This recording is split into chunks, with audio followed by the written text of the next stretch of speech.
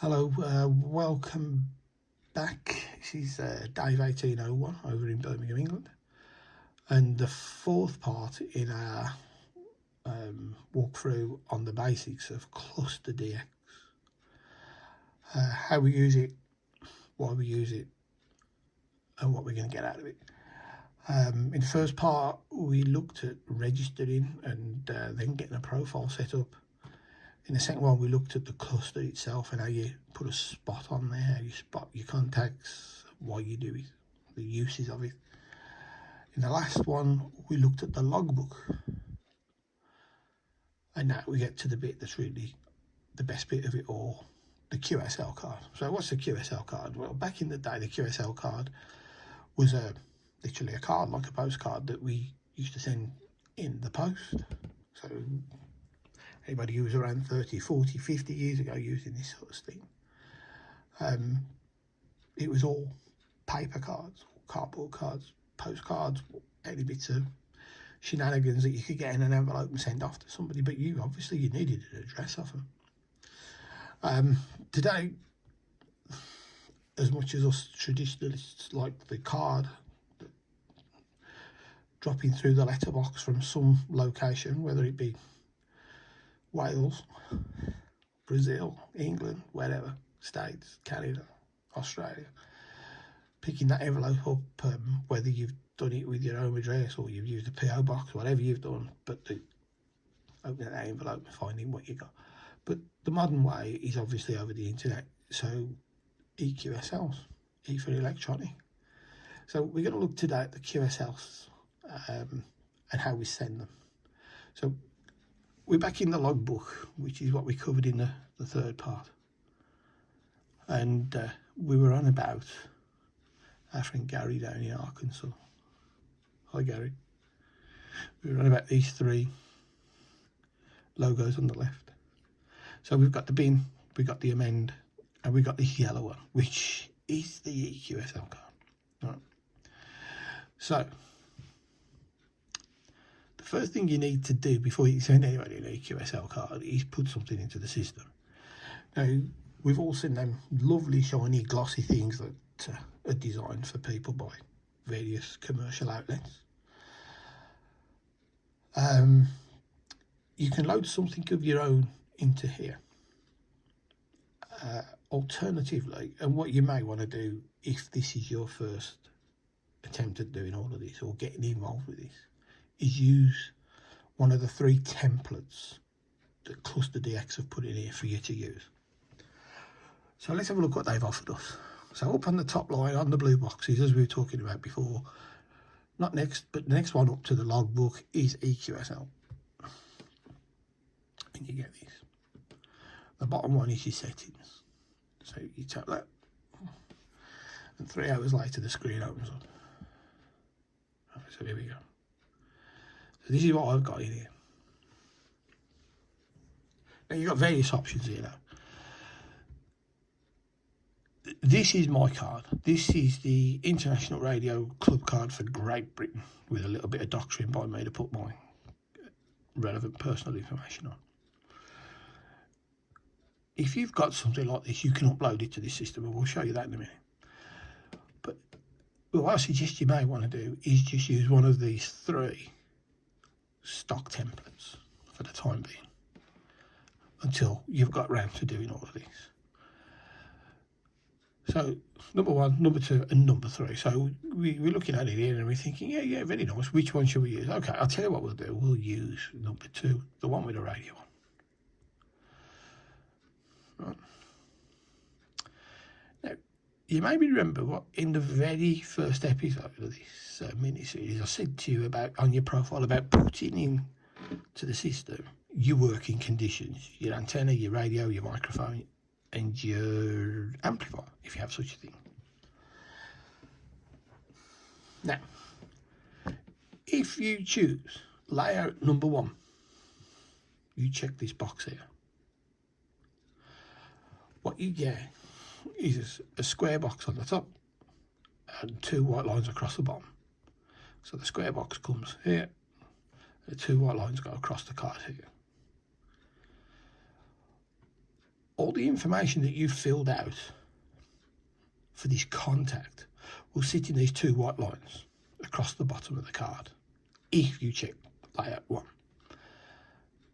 And in the box and above the box as well, you will get, above the box you will get your name and your call sign, and in the box you will be the information of your shack that you'd put in earlier.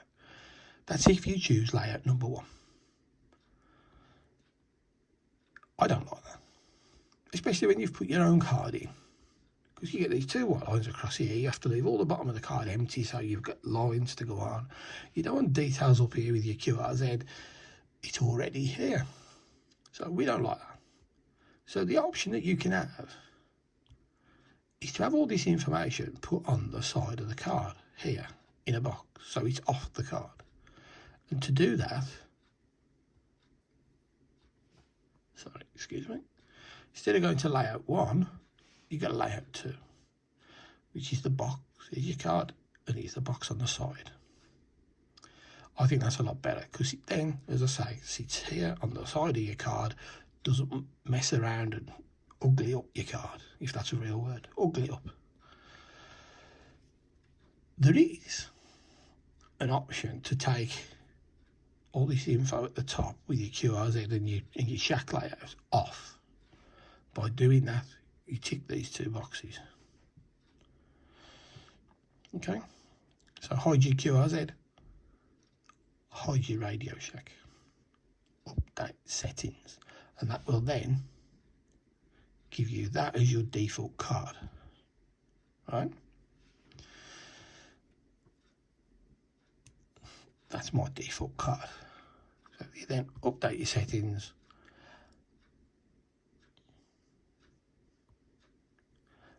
and if you've ticked this one, or sorry, if you've chose this one, you've chose this layout, that is what will come up as your card, right? Now, if you've got a card of your own and you want to upload it, this is the point to do this. Choose the file where it's located on your computer, laptop, or iPad, phone, whatever. You do that by tapping it, and it asks you where you want to choose it from. You go and find it, you tap it in there. You can then submit it. Now, 2 parameters you must have your card into, and you may need some sort of a shrinking file, app or website to do it with, because your card needs to be 600 by 400 pixels.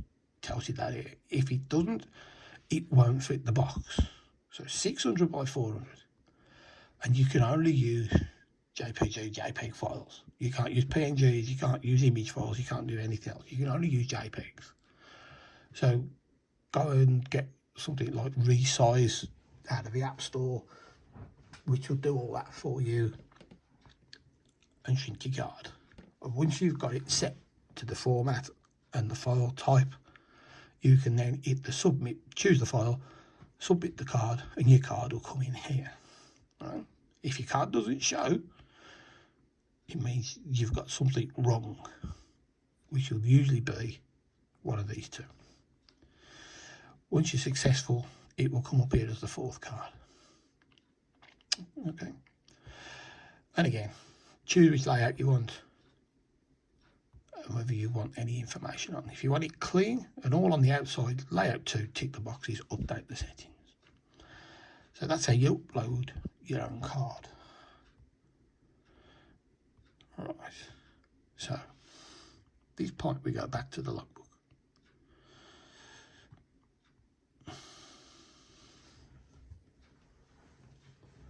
Right, so we're in the logbook, and sorry Gary, I can't remember whether you were on here or not, so I'm going to look for Chris, because we know from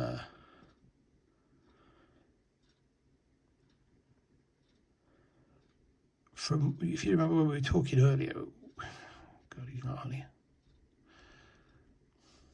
All right, we're going to have to take a bit of a gamble here. We can show a few things here.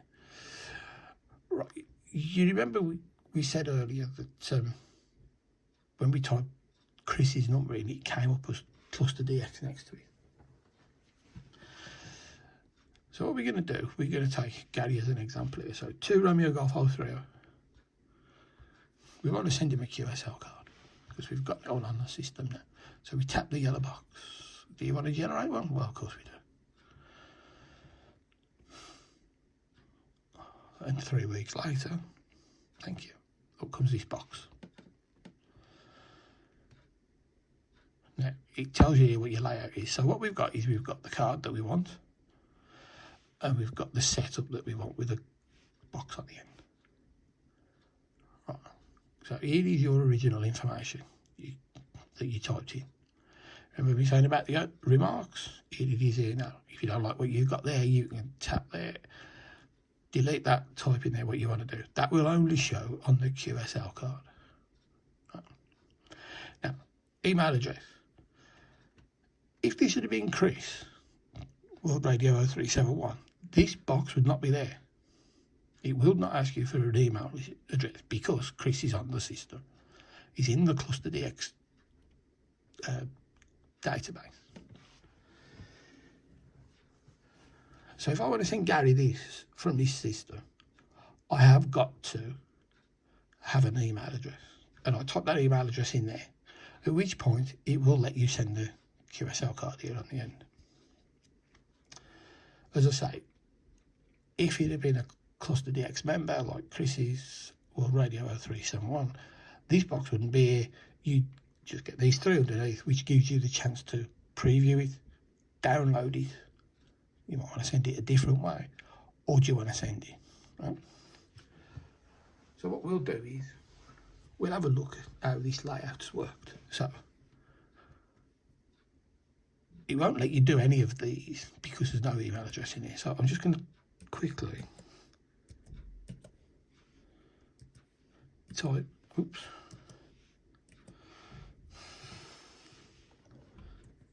in one of my email addresses that I use for radio. Right.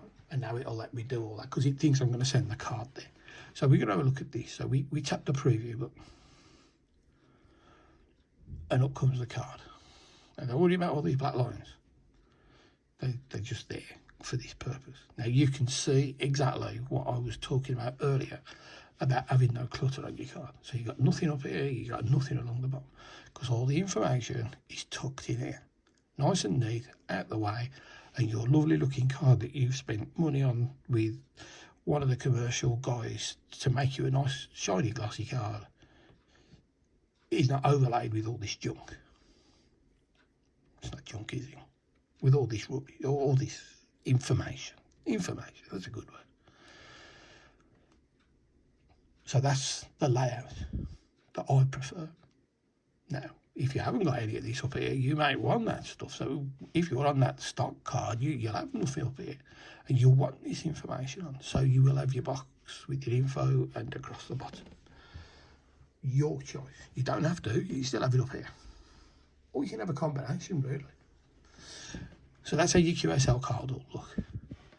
I don't know Gary's email address, so I can't email it him. What I can do, I could have downloaded it from that previous page, or I could screenshot this and take a copy of it and post it on his wall if I know him on Facebook, put it in a group for him if he's about, or go to Romeo Golfs and find him and do it that way, send him a message. You can do it other ways. It doesn't have to go out from here. But that is the downside. One of the other problems with all of the clusters is if you don't know an email address, you can be scuppered for giving your contact an email, an eqsl card, unless you know him through some other form of media, social media. So that's your QSL card. I think I've covered everything on eqsl cards. I'm conscious that this video, this part of the trilogy, it's not a trilogy, whatever a 4-part trilogy is running on. So I think I'm going to leave that there. That covers everything that I can think of. If there's anything you want to ask, down in the comments, leave a question, leave a comment. If there's something that I've missed, if anybody who's watching this who's as familiar with Cluster as I am ClusterDX, and I've missed something radical, and I don't think I have, drop it in there and we'll cover it. We'll do a little separate video. But that's your eqsl card, and that's how it works. What I will say is quickly, if we just go back to the first page, if we go back to the cluster page, the page that you come in on, if you want to get back to that quickly, this main bar across the top where it says ClusterDX, just tap that. By the way, in that profile thing, there's settings for having different coloured screens and whatever if you want to change them. Oh, it's going to time me out, isn't it?